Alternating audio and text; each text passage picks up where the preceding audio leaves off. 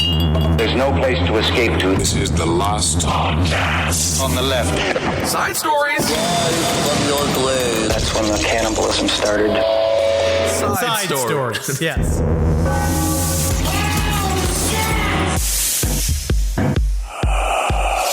Ooh. Oh, yeah. Oh, yeah. I learned 3 things on my tiny vacation. Okay. This weekend I learned 3 things. Number 1, I met Pele. You met the mountain god, not the soccer star. Really? I think he's dead. He might be dead. No, he's alive. I think. Is he I think really? we've already had this talk. Alive and kicking. But Pele, the mountain god, who is not friendly but loves berries. Okay. Do you want to tell the audience where you were? I will tell the story. I was in Hawaii. Hawaii, You okay. can tell it because you have the apostrophe. It's Okay. a Hawaii. Cool. And we went on was supposed to be a driving tour, and it wasn't. No, you climbed an entire mountain. 6,000-foot volcano Woo! crater. Wow. With a 2-foot-long rim around the side of it. We were fooled into it by by a tour guide. Yeah. Who said it said a driving tour, and we're like, oh, driving tour. He Sure. said, I have my little party boy shorts on. I see what you're wearing I'm now. wearing the same exact outfit that I was. And then he handed us hiking sticks. Wow. So Henry is wearing short shorts, a Hellraiser t-shirt, and definitely shoes that are not made for climbing a mountain. I think he saw you as a mark and really wanted to torture you because he knew you were Polish, but he also knew you were desperate to impress your wife. I had to do whatever she did. Absolutely. And guess what? We went She up to can hike. She really can. Yes. And we got to the rim. It's this 2-foot wide rim, 6,000 foot drop on either side. I have never experienced fear like this before. Dude, I'm in my scared life. for It you. was my fear. But then, did we eat some pork? Oh, isn't And so that nice? number 2, I learned about how much I love pork again. Okay. Always refall in love. It's like renewing your vows. Yeah. But with pork. Sure. Because pigs are an invasive species on Hawaii. Is that right? So you gotta kill as many of them as you physically can. Because I've had a lot of issues. We're going to get to the start of the show here in a second. will. I've had a lot of issues with eating the pork because I am in love with my potbelly pigs. I follow them on Instagram. I kind of want a pig friend and a pig in my home forever, but it's hard to avoid eating the pig, isn't it? So tasty. You know what's the third thing I learned? What? Phosphorus makes your blood think. Hey, what's up, everyone? Welcome to Side Stories.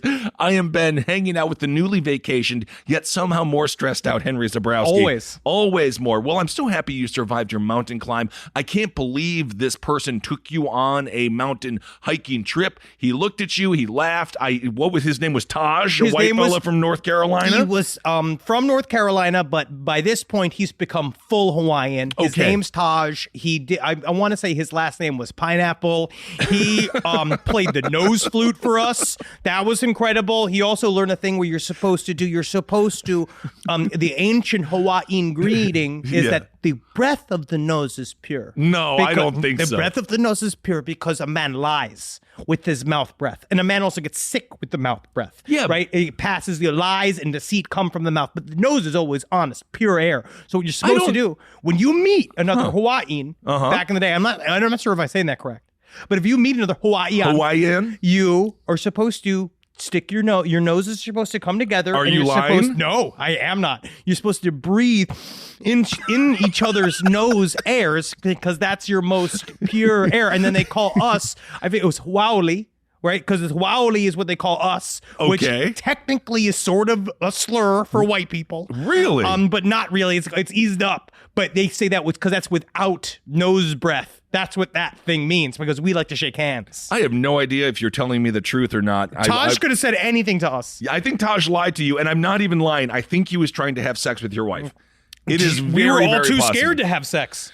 We were all too scared for sex, and we were up there, man, for a while, dude. Well- and it wasn't. I'm going to write my one-man show about this. I hike. can't wait to see it at the local Movieplex. I have no idea. Well, and think about thinking. You know what that was? What? A new story from a new place. Wow. We're going places. Man, and yet it was just so exciting the way that you told it. Well, speaking of hiking, wasn't there a cult leader found dead in the woods recently? Dead in a hotel room. Dead in a hotel room? What the hell is this story? So I tried to follow this cult leader story, and I have to say, they're getting a little passé. Is everyone a freaking cult leader all of a sudden? How many cults are out there? I found out about this chick. She seems like a total psychopath, and there was like 10 people that followed her. This shit was hack as fuck. It really was. It's hacky. It's a little boutique cult that was completely based upon Heaven's Gate, mixed with goop, mixed with vodka.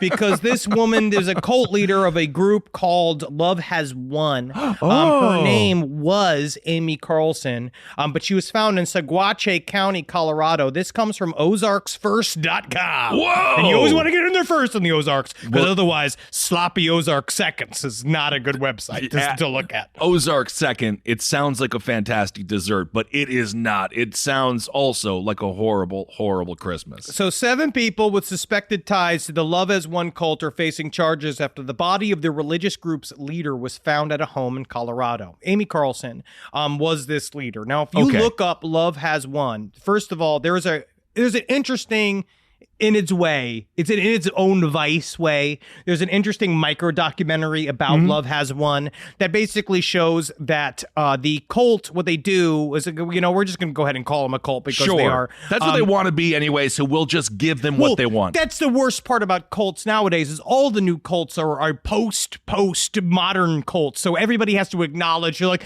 yeah, we're a cult if you mean a group of people that love each other and also want to be close to the Godhead. And of course, don't forget to get our baby merch, Future Cult Leader baby merch, please super purchase cute. That. I find this cult to be interesting because Love Has One is its name. Usually, it is not so definitive. Yes. If love has one, then what's the point of the cult? Isn't the point of a cult to achieve ultimate love, ultimate unity? If love has already won, no need. You culted your way out of a job. You don't understand. They have the copyright to love. And they want us to know that love has won. Do you know what I mean? It's the opposite. It's not that it's not about them helping love win. They're bludgeoning us with the term love. Because Amy Carlson believes or says that she believes that she used to work at McDonald's, and this is true, and then she had the awakening that actually she is the 19 billion year old Godhead, force, energy, soul, whatever it was, that was Osiris, that was Jesus, that was John Lennon, maybe, bam, bam, bam, that was Bam Bam Bigelow. Oh. Also gone too short of a life. Very nice train of thought. I like that you ended on pro wrestling. Do not demean the fantastic mental skill sets and the ability to grow a team and lead a team.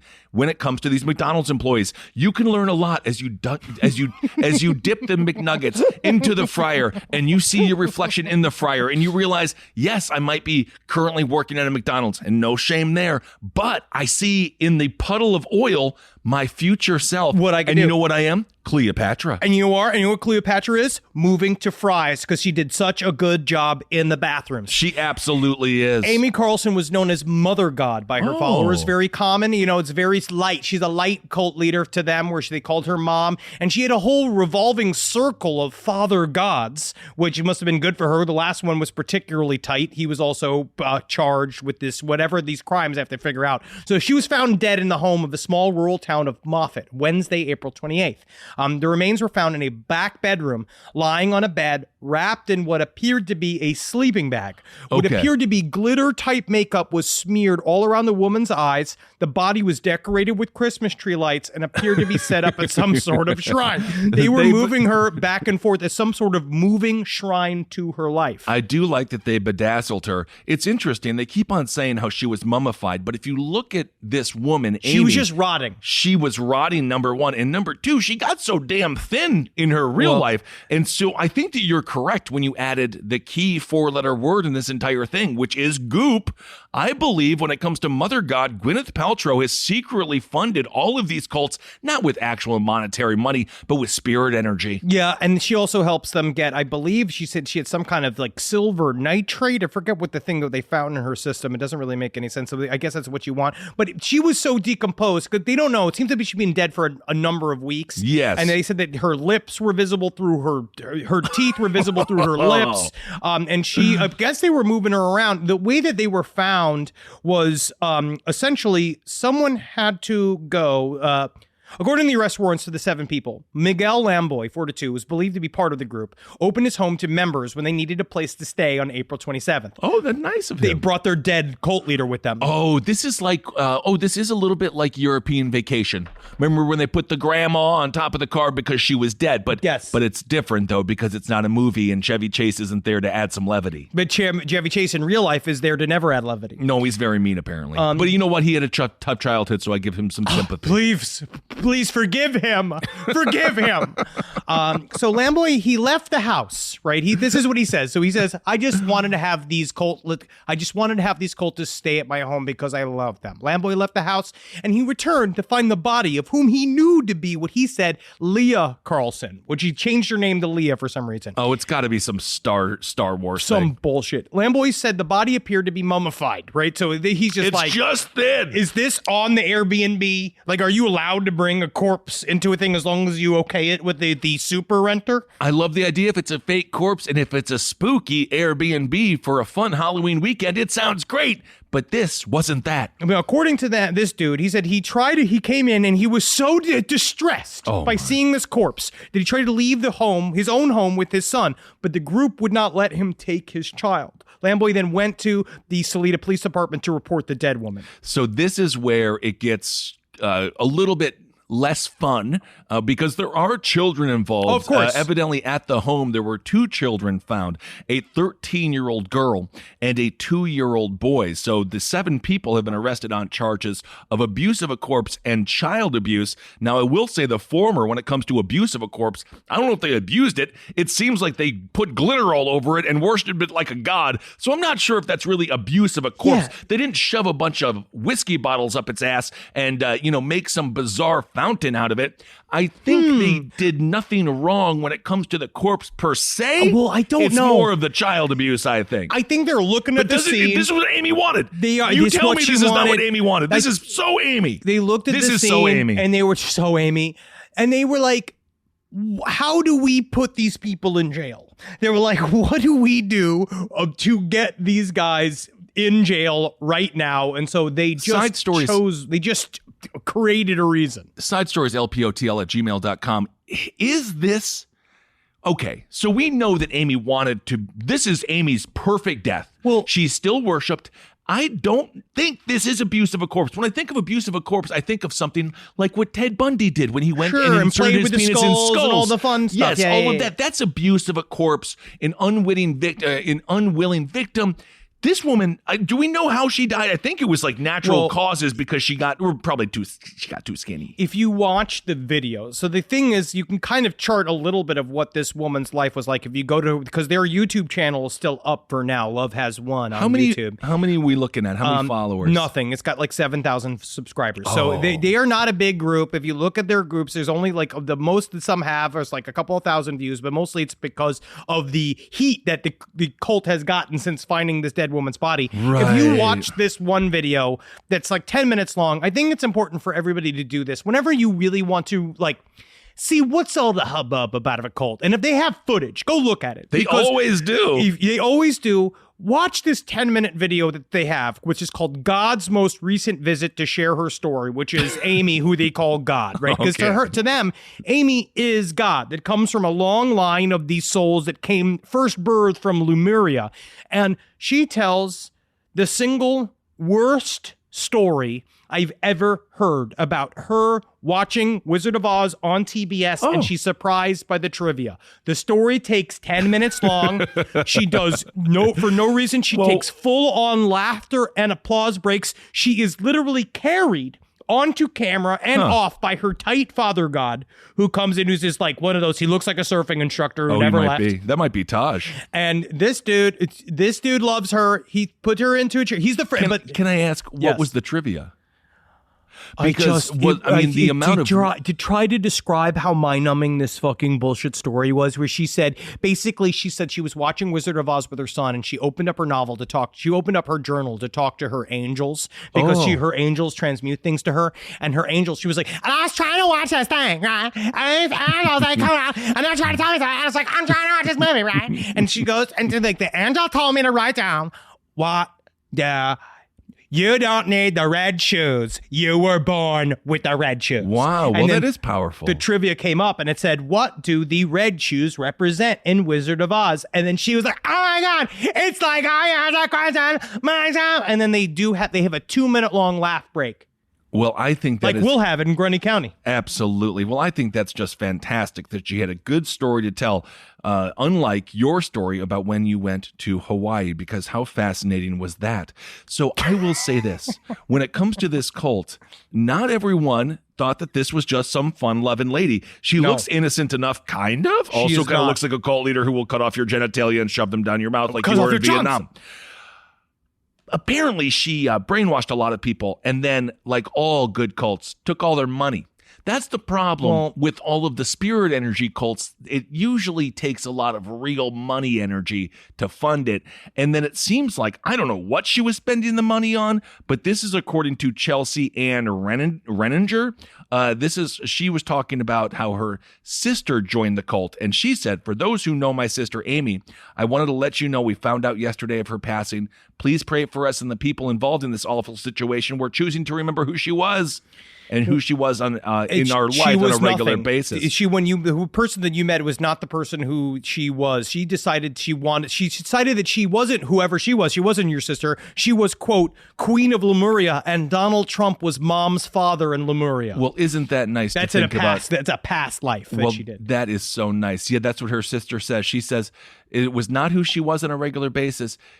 She ended up becoming a manipulating cult leader. So I don't know what the heck happened here. It was your standard boutique cult. It's only about 20 people. So she didn't take that much money. It was a bunch of people that kind of already didn't have money who joined up. And the new father god was a man named Juan Castillo. So I think what seemed to happen is that when Juan Castillo showed up, and he had kind of a string of crimes in his past, and he decided to join up with this cult and become like, I guess I'll fuck this lady to be God. I'll be God's husband. Sure, and so why not? He went... He started punishing people, and that's when it really started getting really, really intense. But this is also a cult where they said there's only 144,000 people that are going to go into the fifth dimension, and they're trying to train everybody up to get on a higher consciousness level, very similar to Heaven's Gate, right? Where they were just trying to basically saying, y'all don't get to go to the fifth dimension unless you raise your vibes up enough. Which the only way to do that is to sit and to listen to Amy Carlson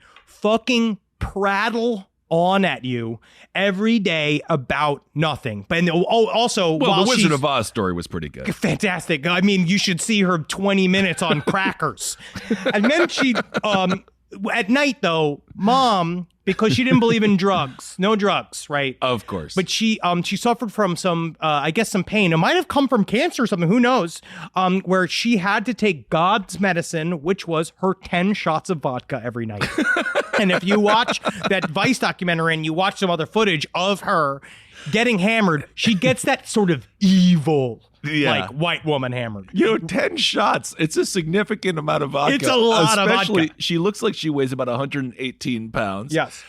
She has a real... I don't even know there's a series of horrific women that you could name there that are quite thin and evil, which I will not do right now because some of them are my friends. But it looks like 10 shots. 10 shots would knock this woman on her bony ass. And there's a lot of footage of her doing stuff like taking a crying child and putting the kid in a closet. There's one where she is visibly intoxicated, channeling Robin Williams, and not even once does she do a voice. She doesn't. Does she do the babushkas? She doesn't do any of that shit. I was just like, that's bare minimum if you're talking to Robin Williams. This is why in a perfect world, her and Rocktario just getting lit together. No children are allowed around. Just have them get hammered together. Their negative, malicious energy cancels each other out, and they just have a fantastic life together. But unfortunately, they never met. They really didn't. And they were in Hawaii for a period of time. That's kind of where they were. And then they got kicked out of Hawaii for not being chill enough. They just left. They got kicked out. They were in Kauai. There was the entire community protested their existence. There was a multi-day standoff with protesters. This comes from the independent.co.uk. And then she said that she was a direct reincarnation of the Hawaiian deity Pele. Oh, they must not have liked that. I know they didn't, because they actually take that very seriously. And then they kicked her out. The mayor had to come and kick her out. It's like, yeah, they're all like all of the villagers. Is this an animated Disney movie where the mayor has to show up, knock on the door, and be like, ma'am, you must leave the town? Seriously, but also they are continuing to post on their Love Has Won YouTube. They have not acknowledged that she's died. They said now they're saying that she has transitioned and stopped communication, something like that. Stopped communication. Yeah, we're no longer communicating because she is dead, and she's currently rotting in an Airbnb. So you do want to take better care of her if you love her as much as you say you do. Well, let's move on. We'll cover that story as the topic continues to pop up, because I'm sure that it will.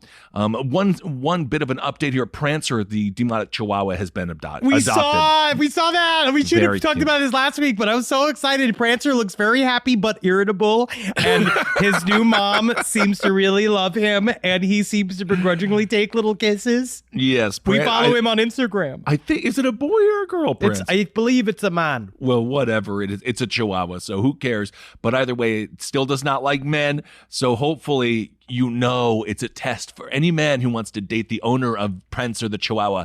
If Prancer does not bark or bite, that is the chosen one. It's better than a glass slipper. I bet you that she did that so that she wouldn't have to date. Yeah, maybe not. Live from your grave. Speaking of what Henry talked about with Grundy County, we're going to be there in 2 weeks. We absolutely can't wait. Grundy County is very near Nashville. And this is just going to be this is just a fun tale. Dude, we're so close. We're so close. Fast forward in a week and a half, we're going to be this guy. This could be us. So Kid Rock, he has a bar right downtown Nashville. And it's all love it. If you're in Nashville, I'm certain that you love it. You're there every weekend. You take your family to it, especially our listeners. They love it. Well, of course you would take your family to it, because it's called Kid Rock's Big Honky Donkey Tonk, which makes all the sense in the world, because of course Kid Rock, a very famous country musician. So a man, if you have not been to Kid Rock's Donkey Honky Tonk, whatever the hell it is, Donkey Honky Tonk, which then you don't know how to party. You don't know how to party. We've been there twice, very, very drunk. The most dangerous stage I've ever seen a person be on. The stage is 20 feet high. It's very, very narrow, and there is no wall to stop the lead singer, who is aggressively doing cock rock, from falling off. Thankfully, that's not what happened here, although on the third floor of Kid Rock's Honky Donkey Tonk, Donkey Honky Tonk, many people fall off because they try to jump from building to building, but they're not Spider-Man. No. They're just very, very fat dudes. But I've heard that if you die from falling off the third floor of Kid Rock's Donkey Honky Tonk, then your successor, whoever you choose, gets free Bud Lights for 6 months. Please jump off of that for me, Henry. So a dude at Kid Rock's Donkey Honky Tonk, he got a little bit hammered. Oftentimes when you're hammered, maybe you have some greasy food, you got to shit. But the problem is, for this guy, he didn't have the ability to hit a colostomy bag. His shit came in a luggage. His shit came in a luggage. Samsonite. So he had a poopy bag there, and he said, you know what? We're here. What would Kid Rock do in this situation? He doesn't let good shit go to waste. No, he took the colostomy bag and swung it around his head like a helicopter, spraying liquid shit all over the crowd at Kid Rock's Donkey Honky Tonk. And you have just got to imagine the people who are making out and kissing during this, as the lead singer of a band called poison enema. Poison Givey. And all they do is cover Poison songs and maybe some Motley Crue. So they're rocking out to Pour Some Sugar on Me. I think that might be Warrant. And all of a sudden, liquid shit just starts spraying everywhere. And everyone's like, oh, did Kid Rock show up? Is Kid Rock here? People are making out as shit hits their faces. This is why we want to be in Nashville. In no way is this a bastardization of what Willie Nelson starred, about Loretta Lynn, Patsy Cline, all these fantastic, famous, soulful artists. He's right up there with them, man. Right up there. I remember when Ray Charles was singing down at Tootsie's, and he was like, one day there's going to be a rock and roll singer who has a place, and it will be so great that people will just spray liquid shit all over the walls and the party will continue. Apparently the man, and this is honestly really, really surprising. Apparently the man had been in contact with the police 3 times that night. And he had previously refused medical attention both times. Okay, hold on. How did he get in? How did this is a bit of a security breach at the Donkey Honky Tonk. I'm going to say this. The guy's been in trouble with the cops 3 times in one night. You got to say, go down to Tootsie's, go to oh my God, I'm not going to tell him where to go because I want to have the bologna sandwiches at Robert's Western. I think that if you have a colostomy bag, you might get to drink for free there. If you drink it out of the colostomy bag. They're trying to figure out what his crime, they're trying to figure out what his crime is. What do you mean they're trying to figure out what the crime is? The crime is spraying a bunch of liquid shit all over everyone. If that's not some biological, isn't it a biological weapon? Well, according to Kevin Walters and his Twitter account that they have posted on here for some reason on whiskeyriff.com, it's just this one man who won't stand it anymore. He says, I'm not comfortable being in the same bar with someone swinging his colostomy bag around years old. Wow, he's crazy. I love that he took to Twitter to express that as opposed to getting the fuck out of that bar. But honestly, when it comes down to it, maybe his bag was full. It definitely was. That's why he had to do it. But that's why you bring it to the bathroom and you squeeze it out like Go-Gurt. I don't know how you do it. Not until I have to. That's when I'm absolutely medically forced to learn how to use a colostomy bag. That's when I'll learn. It'll happen. Until then, I'm good. Yeah, this is according to a tweet from the Nashville Scanner. They say, "Don't think I'd want to be in the transport car on the arrest. Now where's that hot tub wagon? Some officers may need to take a quick bath." Isn't that disgusting? I would be incensed. I would be very, very upset. At least one, this is again Nashville Scanner at Scan Nashville. They say at least one officer heading home for 30 to 40 minutes to get a change of clothes. Take as much time as you need. Lord, can you imagine getting picked up by that guy for speeding? And this is, God. Anyway, this is just, it's a tough, we need a lot of different. We need community policing. We do, and we've always said that. Because this would be good for a community detective. This is, but this is just a tough day. It's a tough day behind the badge there when you're just covered in liquid shit from someone swinging around a colostomy bag at Kid Rock's Honky Tonk. Are gonna be upset about it. Yes, also, take a look out if you're in Little Rock. Apparently, right now it seems to be a burgeoning serial killer is on his way. I saw this. We don't know. They think they're connected. We don't know how they think it's connected yet because they have not revealed that. 3 fatal stabbings in Little Rock appear connected. According to the police, they are. It's all over the map. It's been a older white guy, another older white guy, and then an older woman, and then a homeless guy that all were stabbed. They said the one person who survived, she was stabbed 15 times, and she survived, and she's described the subject as he's a black male who's very slender. So we got a skinny man murderer. Okay, well, also, you got nothing else? Nope. I'm not blaming the victim whatsoever. She was stabbed 15 times. Too skinny. Skinny black dude? The hangry stabber. That's all we got. Maybe that's what it is. Who knows? We got to find out because just know that is going on. And there is just somebody randomly stabbing people in the street. So guess what? Oof. Back to normal. Be freaking careful. It's nice that it's with a knife, though, isn't it? Be very careful. You think about being stabbed 15 times, and many of those stab wounds, I'm assuming. We're defensive. Oh, I hate defensive wounds. I hate defensive when you wounds. Anyway. All right. Well, speaking of wounds, this woman, you want to do this story really quick? This woman, she was an inmate. You know what you can hold in your pussy?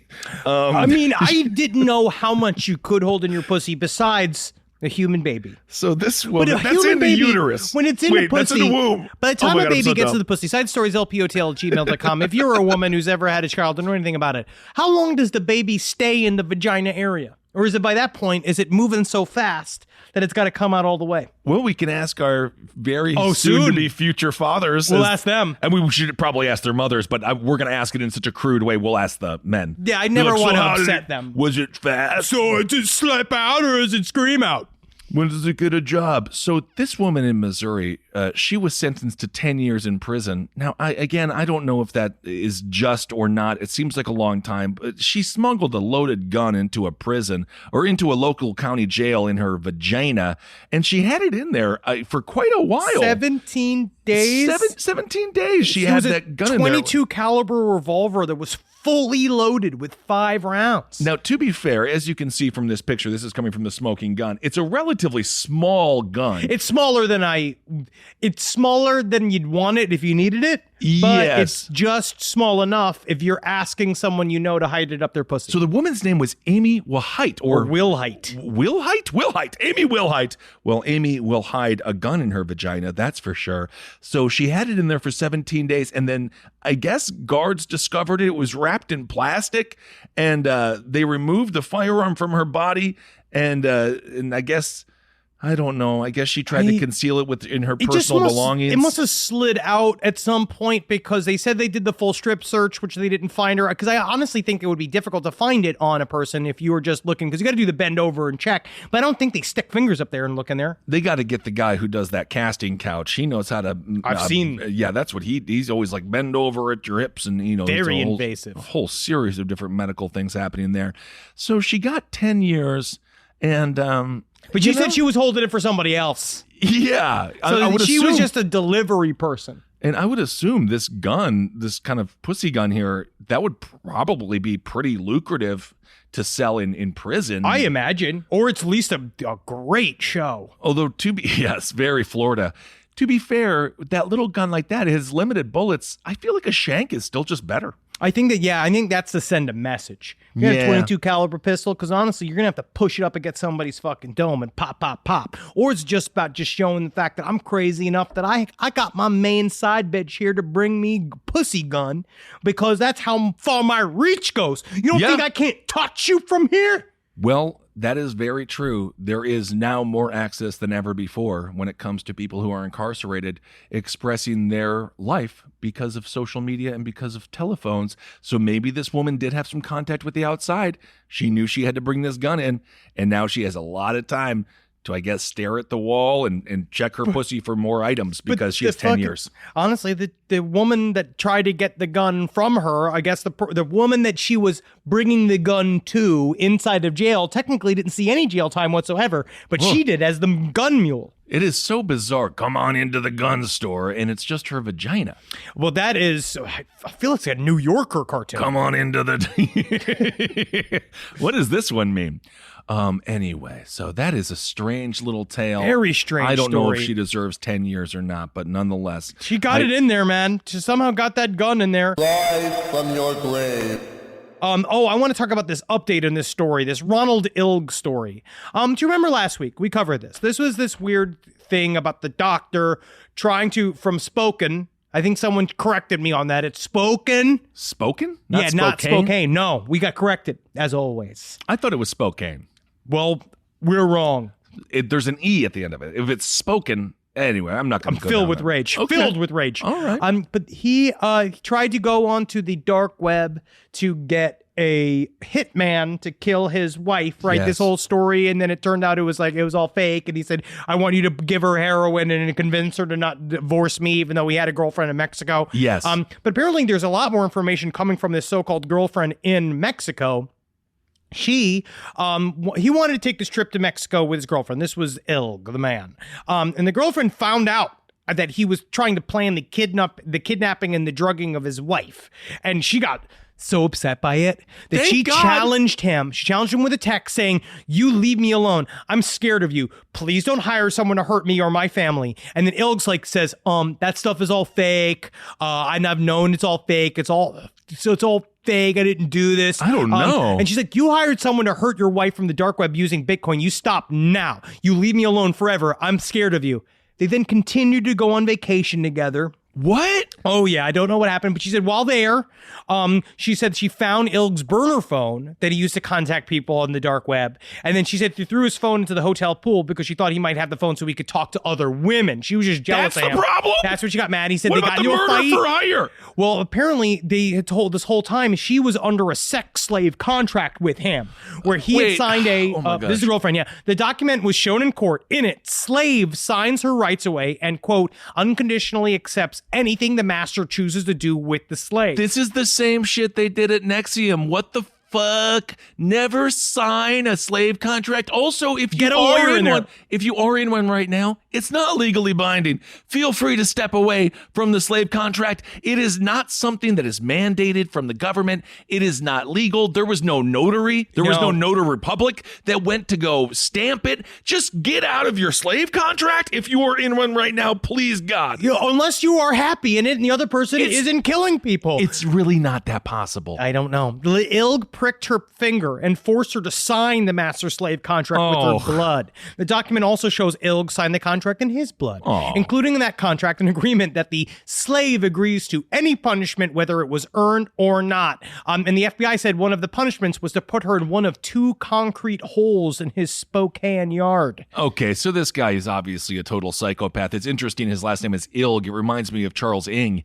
True. Very, very true. This man is going to kill if he is free. This dude is obviously extremely dangerous, and this is why I wish I could teleport the man from Kid Rock's Donkey Honky Tonk to the room where these 2 people are signing their slave contract, just so he could whip a bunch of liquid shit around the room so they could realize how ridiculous all of this really is. But now we're in this weird world of what's fantasy and what's reality. That is reality. If they sign a contract, now they're no longer in fantasy because they're making it real. That's the thing with the Nexium stuff. But he actually physicalized and did the physical abuse. If you just agree to it in technically out of a sexual fantasy, this is where it gets weird, right? So agents describe he did have holes. He had storage tanks underground, and then a ladder was needed to get in and out of. The holes are shown in court, and they were giant tubes in the ground. The victim told investigators that Ilg would keep her down there for hours with no escape. Now, the defense for Ilg is saying that they were just partaking in consensual BDSM. But this comes from another woman. So another woman that was hired to care for Ilg's kids. Can I just stop that though? But the woman who is held in the tank like she is the chick from Silence of the Lambs, and Buffalo Bill is feeding her nothing but bones to get the fat off of her body so he can make his skin suit. At some point, she has said that wasn't consensual, so I'm just going to go with that. Oh, of course. And say it doesn't seem like this is BDSM. Yes, sure, but this is what's weird, right? So he hired this other person to care for Ilg's kids. This woman gave the FBI text that the suspect sent to her regarding a kidnapping sexual fantasy. So this is literally what he said to her. It would depend on what I decide the scenario would be in your comfort level. As an example, if it was a kidnapping scenario, something many women fear and yet sort of fantasize about, right? See, you wouldn't be able to see it. It is almost impossible for her to know it's not me. But if someone was opening doors for me as I lead her outside into the car, and I would add a significant amount of intrigue and uncertainty. It heightens the experience, gets the adrenaline flowing, and really changes the whole dynamic with just that little bit of difference. Of course, it would have to be planned out well ahead of time, so it certainly wouldn't be anytime soon, but knowing that I could have that extra tidbit of help adds dramatically. I hope this sounds fairly sort of safe on your part, and if you wanted to be more adventurous too, then that's possible. You know what? I'm actually good. I'm going to stop the adventure right there because it seems like you're just going to kidnap me, and I would trust you more if you didn't attempt to murder your wife. This is why you got to leave it to the pros. This man, I don't care. Fetishes and fantasy, have all the fun in the world. You just got to be safe about it. Go to kink.com. Or go to the kink headquarters in, I believe, Oakland.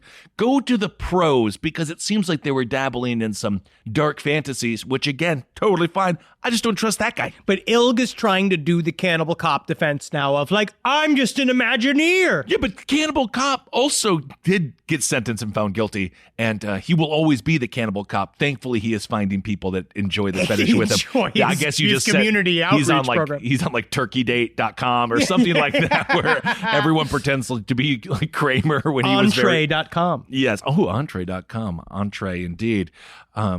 So anyway, we'll follow this as more comes out, but that's what they're trying to spin it as. They're trying to say it was all consensual and that they're all got mad because they all stopped being groovy, which it does seem to be. If everyone is scared of you, that's not true. Again, yeah. Yes, because he is the one screaming it was all consensual, but then other people are saying it wasn't. It wasn't, though. And you're also, you keep saying how juiced I would be to be scared of you, but I'm now just scared of you. Right. Then again, I guess doctors scare me, man. She went on vacation. Doctors, they see us as human meat. I don't know why she went on vacation, but you never know. Sometimes you see a good Groupon, and I'll hang out with anyone. All expense paid trip to Mexico. I've never been. I'll go pretend to be a dog for somebody for a little bit if you're paying. Oh, well, speaking of dogs, this story is so unbelievably strange. We'll get to Hero of the Week and emails here in a second, but this one, man, I don't even know where to start, so let's just begin at the end. A dude was hammered, and it turns out his dog was barbecued.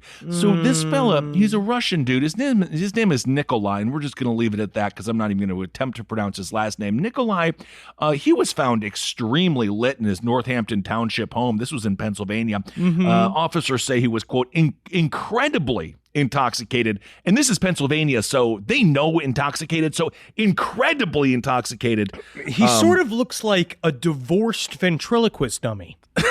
If you look at this man, he has that sleepy smile of a man who is very, very drunk. You know what I mean? Where he's just like, because especially for what his crime was. So anyway, the crime was shooting his dog in the head, killing the dog, putting the dog on a charcoal grill, and I guess attempting to eat it. Meanwhile, just to give you some perspective on how this man's life is going, he's 48 and he still has a roommate. Not dissing again people who might have roommates at 48, but whenever you're so incredibly hammered, you shoot your dog and barbecue it, and then you have to have your own Kato Kalin. You know, life isn't going great. Also, can we just be a peaceful roommate once? Can I just be a roommate in a house where someone doesn't shoot their dog and try to grill it? I don't know. It's difficult. It's hard. You have to really vet these people. Apparently, they found there was a massive fire. So they found a burning pit and a couch that was in flames in the front yard. This fucking guy. Once the fire was under control, patrol observed an unknown animal badly burned and charred on top of a small metal charcoal grill, which turned out to be the dog. He then also was dousing $100 bills with lighter fluid and burning them in the metal fire pit. This guy, this is so next level Russian hammered. I love the idea. I love the idea if I'm 16 years old and you have a farmhouse that has like all of the crappy furniture from when your parents got rid of it, the collective group crap where you would burn it and light it on fire. Sure. Okay. I get it. He's 48 years old. Lit the couch on fire. At that point, if I'm the roommate, I'd say, hey, let's stop this, ya yinzer. But that didn't happen. And then it escalated again to the dogs. And then the $100 bills. And I have to say again, the 48-year-old dude with the roommate, I can't imagine he had that much money. And the New York Post really focuses on how many pro-dog Facebook posts he made prior to murdering his dog and eating it, or at least just cooking it. And he he had a picture of a German Shepherd and a Siamese cat that he called our formidable security forces. That's cute. He shared a stock image on Facebook of 5 dogs draped in lights in front of a Christmas tree in December 2017. And then he said that he was wishing his family all the best in 2018, which he noted was the year of the dog. So he seems to like dogs. Or he did so much that he tried to make one his dinner. Oh my! But I think that this is where I guess you'd call this rock bottom, right? Yeah. I hope this is his rock bottom. What is this here? So anyway, his bail has been set at $1 million. He remained in custody as of this past Monday. Prosecutors sought charges, obviously felony animal cruelty. And that's it right now. I think that's feel like pretty there has good for it. What about Oh, well, yes. No, he also has been charged with discharging a firearm into an occupied structure, reckless endangerment, and possessing instruments of a crime, which I would assume was the burning couch.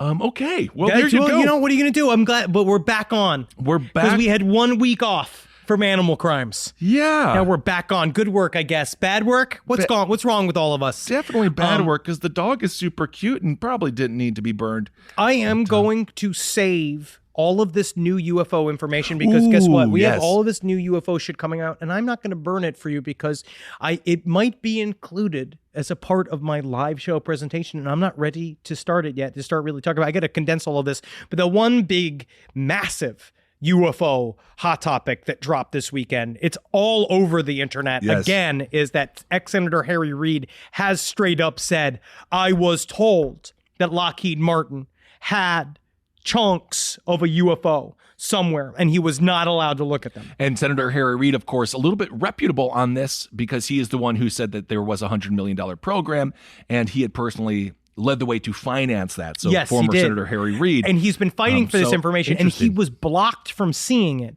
We're really at the very edge of what might be the most important UFO information to ever come out. But also at the same time, I think people are going to be disappointed because as soon as you get what you'd even think of as quote unquote proof, it will never be truly satisfactory to what the actual experience is. And I did read a whole thing about phosphorus is what allows the quantum. We are a walking quantum computer. It's like this new idea, and that straight up the flows of energy around the cells around all of us is what allows our brain to work as a quantum sort of computer. It's gonna be big. I remember Quantum Leap. That was a great show. He would Scott Bakula.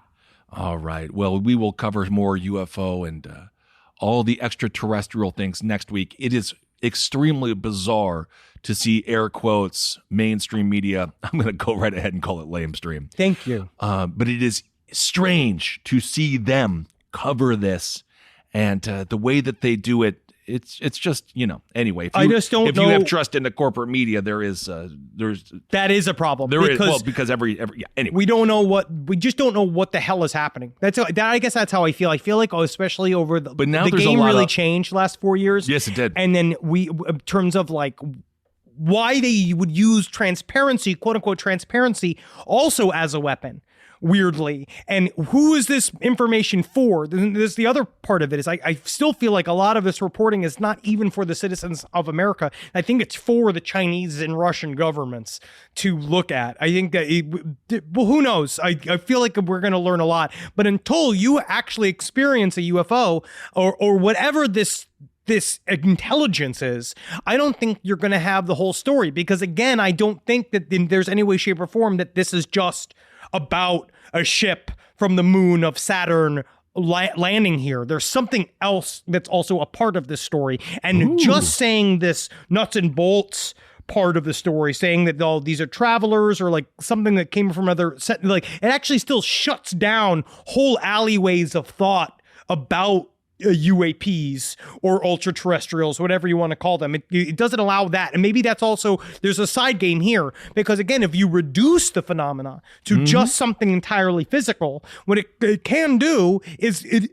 discourages, again, belief that we are half psychic creatures and that there is some sort of internal network that we all work on that's also connected to the planet Earth as well, and that not knowing that is what's going to allow them to keep us heavily regulated by the fucking government. Sure. And also using coal fuels. Okay, sir, this is a Denny's. Did you want the moons over my hammy or not? Of course I do. Thank you very much. No, absolutely fascinating stuff, and we will keep you we'll keep that coverage going, because it's hard to trust a lot of these media outlets that have been known to lie and deceive. All right, well, there's nothing lying about Hero of the Week.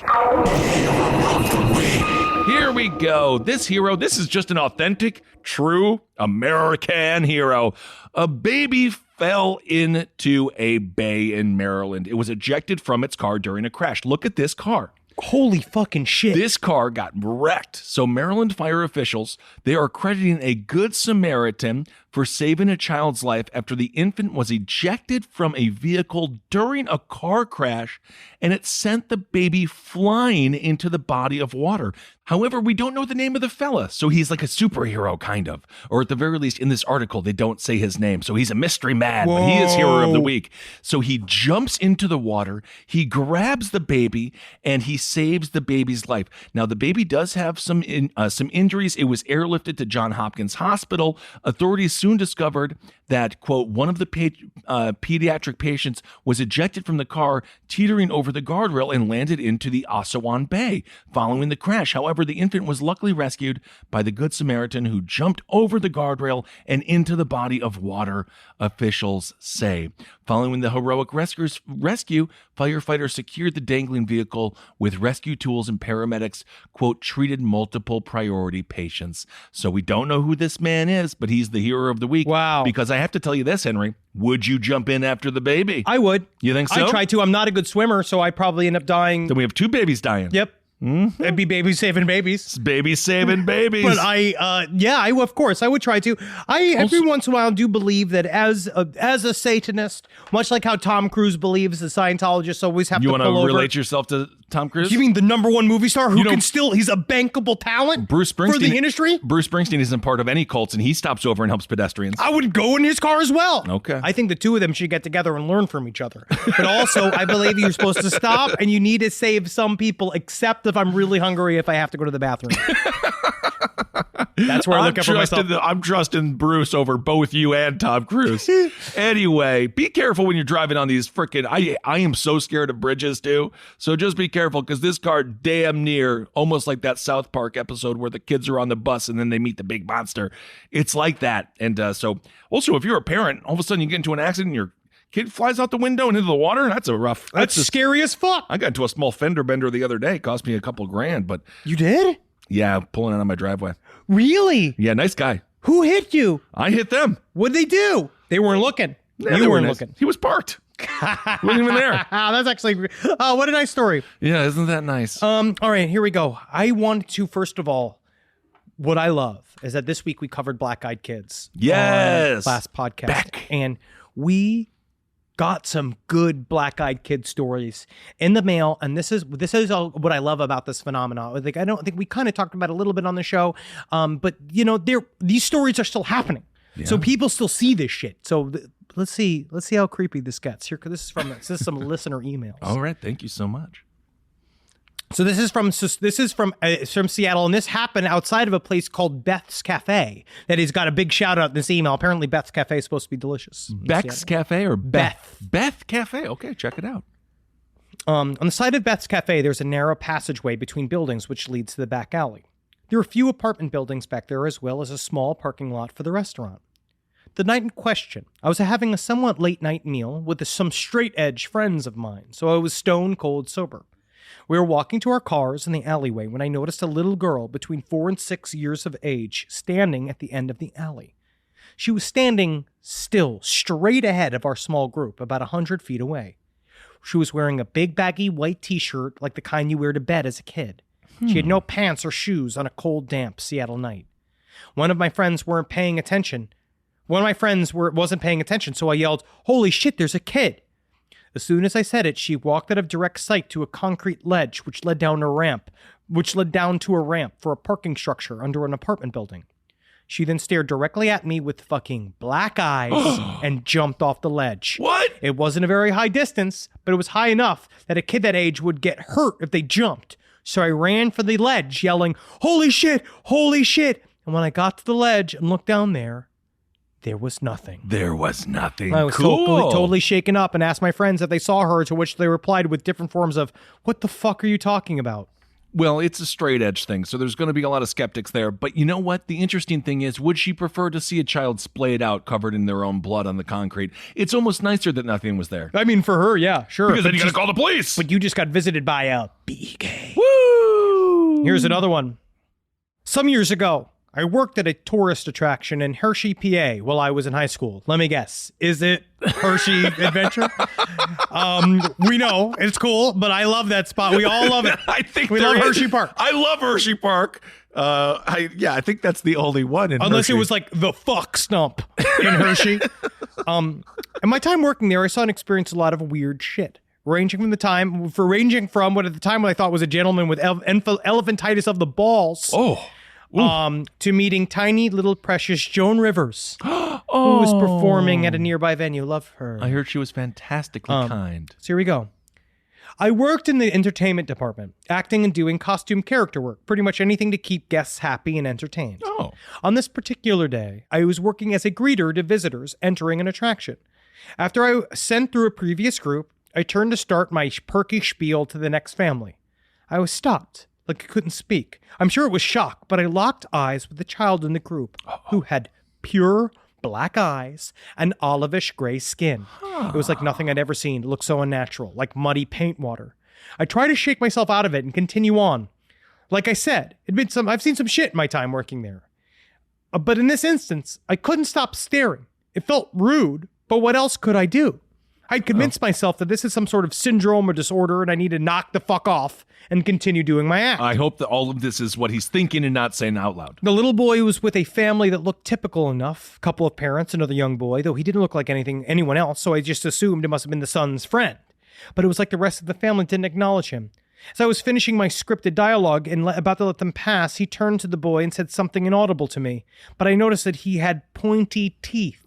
Not sharp, but like all of his teeth were incisors, canine teeth. The family passed through the attraction, as is typical, and when they went through into the gift shop, I ran to tell a coworker to follow me that they needed to see something. Oh, my goodness. But the kid was nowhere to be found. Yep. Gift shop at the end wasn't that big, and the other three members of the family were still wandering around. I will never get the image of that child out of my mind. He knows what he saw. Until hearing the BEK's episode, I still assumed he had a condition that I was unfamiliar with. But holy farts, this is like a thing. Now, I live in a fear that he impregnated my mind is going to come back for me someday.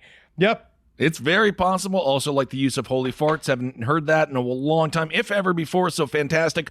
Well, that's great. I'm happy you were a fun tour guide. Don't scream at all the strange-looking children, though. That's what I would say. Yeah, it's probably not good, especially if you're working for a amusement park. But also, what I will say, I did get a lot of emails about some people just saying it just sounds like people are just afraid of poor kids. That they are just with afraid the black-eyed kids. Yeah, they're just afraid of grouped up, like eyes all sallow and sunken because they're not eating well. Sure. Then that could be a part of it, but also, no. They're haunted. I think haunted is the way to go because, of course, we need to help out children. This is another little. I'd help out a black-eyed kid too. I mean, if a black-eyed kid needed a place to stay, I'd be like, yeah, come on, stay. Yeah, I mean honestly, I don't care. Jerry would flip that kid. Yeah. This is a little bit of a update to that Lelouch story we were talking about. The Russian dude that was the contestant on the which is Produce 2020, which what it's called, and it's not produce for vegetables, it's produce I'm an production. Idiot. No, I didn't know either. But the guy that was too sad and he was trying to get voted off the show and they wouldn't let him off the show. Don't vote for me. Yeah, please don't love me. Please. And so the people are loving it. So this is from an American living in Beijing. They've been following the Lelouch story for a while. It's hilarious. What's hilarious about Lelouch is that his dead-eyed lack of enthusiasm and contempt for his job massively endeared him to the younger generation who saw themselves reflected in his misery. As Henry alluded to, Chinese work culture is extremely intense. Many of my Chinese friends constantly complain about being trapped in dead-end jobs, working for sadistic bosses, and terrible pay. This has led to a lot of young people feeling hopeless and disillusioned. The term sang comes from the character that appears in the Chinese words for dispirited, dejected, and frustrated. Okay. 996 is actually just the tip of the iceberg. An entire subculture has sprung up around being miserable in one's job. Other fun terms that young people use to describe the rat race include sechu, which means corporate cattle, refers to blind obedience to one's boss and also being packed into a subway car like cows on your daily commute. There's jia ban go, which means overtime dog, is a worker who is constantly forced to work late on weekends or during holidays. Nightmare. Moyu, which means touching fish, describes finding ways to cheat the system by wasting time at work, such as napping, dicking around on your phone, etc. Absolutely. And then, you got to have a nap room. You have to have a secret corridor where you nap. Also, the key is half-hour dumps. Yeah. And then Nejuan, rolling inward, refers to the self-perpetuating whirlpool of cutthroat competition and the fear of falling behind that keeps people at shit jobs competing for their boss's favor. So sad. They have no open and free internet out there. There is no podcast. There is nothing out there. They just have these corporate, horrible, soul-sucking jobs that many of us suffer through in this country as well but can you imagine without the opportunity for an Etsy account? I mean, honestly, but we also do work ourselves our death to here, but we do it with a smile and we do it like, we're free to work until we die. Well, I think we need a small infusion of that Uruguayan attitude. That's what I would say. Central America, South America. Don't see, don't tell. We keep secrets. Relax. Come here. We relax. Relax a little bit. Yeah, what crimes have you done? Relax a little bit. Relax a little bit. That's what I would say. Well, all right. Well, thank you all so much for listening to this episode of Side Stories. Hope everyone is doing well out there. We got a couple announcements first. I'm going to say, number one, I think our weed is not yet sold out. Dial 1-800-CANNABIS if you are in the Northern California area to get it. Also, we are at Whedon in Santa Ana, and we are down, I believe it's called Boulevard in San Diego. Please. And hit us up. We're trying to get it in LA stores. We've been so excited for the response so far. We got working with Last Prisoner Project. More information on that as it comes up. Absolutely. And of course, for criminal justice conversations, listen to Abe Lincoln's Top Hat. We will have somebody on from the Last Prisoner Project to discuss getting every single individual who is in prison worldwide. We're getting you out, dude. Out, bro. For weed crimes because it's bull crap. Also, we have a few more tickets available for Red Rocks. Yes. Now, we technically, we are adding tickets because we had sold out. And it might be at 20% capacity. Sure, whatever. But we sold out Red Rocks. We're saying we sold out Red Rocks because technically we did. Yep. And we are not going to not say it because we don't have much. We just need something to look forward to. But guess what? We got a new show coming to you. We do have a new show. No idea what it's going to be, but hopefully it'll be fun. I know that it will be. No matter what, it'll be great to hang out with y'all. With Red Rocks, come, have fun, get drunk, or whatever. It's a big-ass stage, just so you know, or it's a big-ass venue, just so you know, so be prepared. I'm not sure how it's going to work, but we're going to scream and do the best we can. Send us your Denver Recs, too, for whatever is open, because I am excited to eat places that are not inside of my home. Apparently, Denver is a food city now. Woo! It's very, very good. Triple D has been there 4 times. Can't fucking wait, dude. So make sure you love knowing that there are people on TV that are more miserable than you. And actually, it does help to know, right? That it's still just a job. Lelouch has got to check in every day until they force him to leave.